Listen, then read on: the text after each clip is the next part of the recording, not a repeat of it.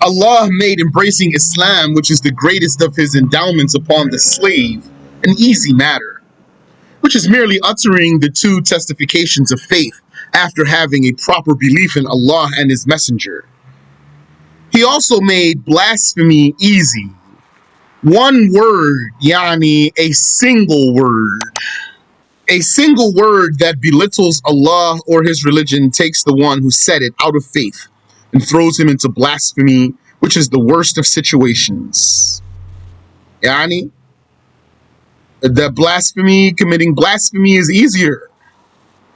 Embracing Islam is easy. All you have to do is say the Shahadah with the right belief. Committing blasphemy is even easier, because you can commit blasphemy by saying one word, even if you don't believe in it. Then to Allah, he will have a status lower than the vermin and the beasts. This ease of blaspheming is what is meant by the hadith of Al-Bukhari. Al-Jannatu aqrabu ila ahadikum min shiraki na'lih wan-naru mithlu dhalik. Paradise is closer to one of you than his sandal strap, and hell is like that also. It is also proven by the Hasan hadith of At-Tirmidhi, it meaning the ease of blaspheming.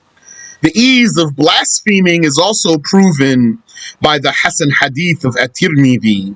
Inna al-abda la yatakallamu bil-kalimah. Surely the slave would certainly speak with the word of blasphemy. La yara biha ba'sa, not seeing anything wrong with it.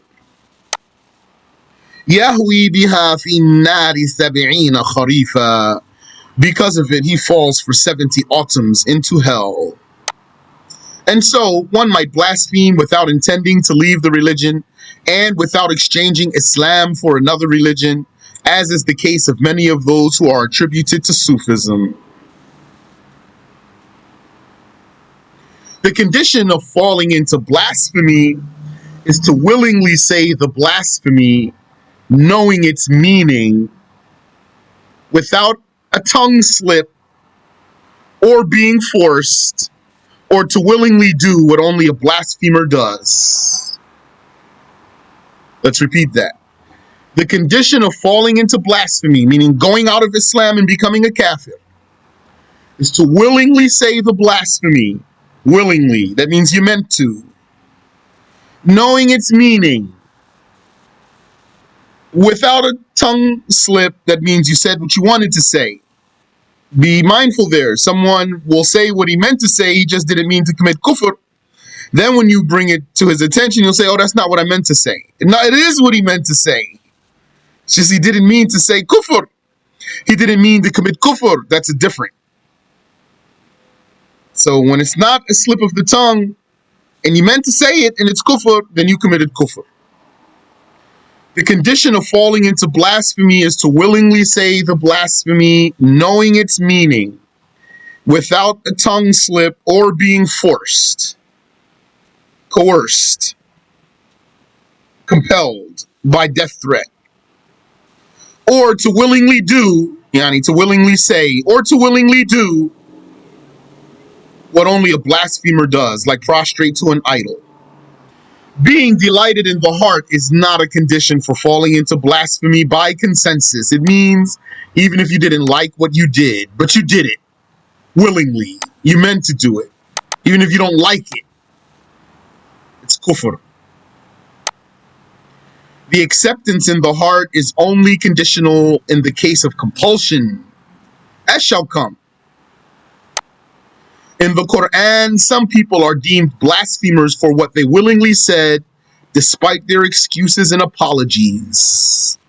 وَلَئِن سَأَلْتَهُمْ لَيَقُولُنَّ إِنَّمَا كُنَّا نَخُوضُ وَنَلْعَبُ قُلْ أَبِاللَّهِ وَآيَاتِهِ وَرَسُولِهِ كُنتُمْ تَسْتَهْزِئُونَ لا تعتذروا قد كفرتم بعد إيمانكم.